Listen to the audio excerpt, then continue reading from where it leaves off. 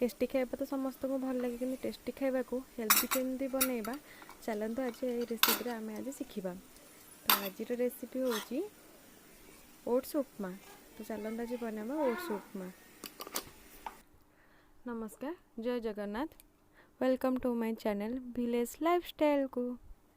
ये मु नहीं सब काटिकी चॉप्स काटिकी ये नहीं मो टमाटो पियाज ग्रीन मटर ये छोट साइज काटिकी नहीं गाजर आ बीन्स को एबे आमे कढ़ई गरम करदे। कढ़ई गरम कर सारा पर से ऐड करदे कि तेल तेल गरम हो गले से पियाज जीरा को ऐड करदे।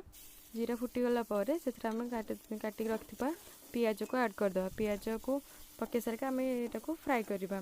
पियाज जमी नाली पड़ी आसो से काटिक रखि टमाटो को देदेबा।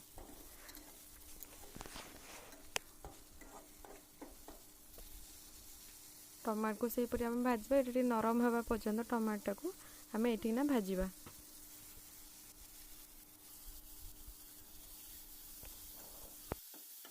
पियाज और टमाटो भल भाव भाजी गले से आम काटिक रखी जो परिबा ताको एबे ये आम ऐड करदे।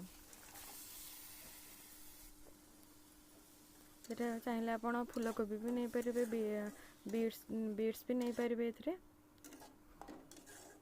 एबे से सब को कैप्सिकम भी आप चाहिए भी नहीं पारे। सब को ऐड मिसई सारा पर स्वाद अनुसार लुण आ कि हलदी पकईकि मिक्स करदे। ये आम ये ऐड करवा कि मैगी मसला।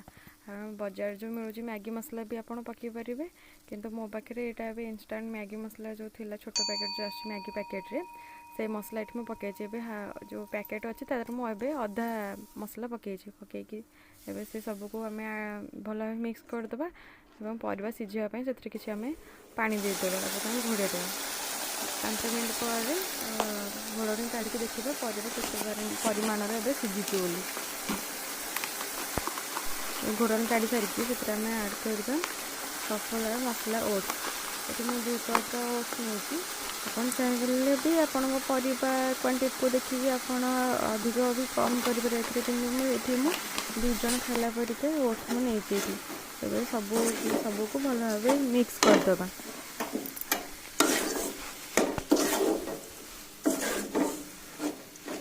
क्या सफला ओट्स भल लगे प्लीज मत कमेंट माध्यम जनइबे। ओट्स आप कौन कौन अलग रेसिपी भी जानते मत प्लीज कमेंट माध्यम जनातु। ओट्स तो देहपाई बहुत भल होता है, छोट पिलांपाई भी बहुत हेल्दी होता है, बड़ लोक भी बहुत भल होता है। आप प्लीज से रेसिपी को घर थे ट्राए करके देखते केमती लगे मत कमेंट माध्यम जनइबे। एबे आम देदेबा किसी पानी और जो आम बड़का रखी मैगी मसलाटा को सेटा को भी एबे आम ऐड करदे और सबको भल भाव मिसईदेबा।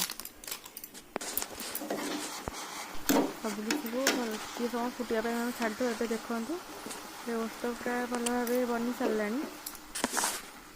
पानी आ ओट्स भल भाव मिक्स हो जाए परिवार भल भाव बहुत भल सिझी जाए। एमती थे ट्राए करके देखूँ बहुत हेल्दी और टेस्टी भी रही है। जदि आपन को ये रेसिपी मोर भल लगी थाए तेरे मो चैनल को लाइक कमेंट वीडियो को लाइक कमेंट और सब्सक्राइब करदे मो चैनल को। और निजे खातु अन्य मन को भी टेस्ट करने दिंतु। अन्य मैंने खाई कौन कहले आपन को भी केमती लगे प्लीज मत कमेंट माध्यम जनइबे। रहुची नमस्कार।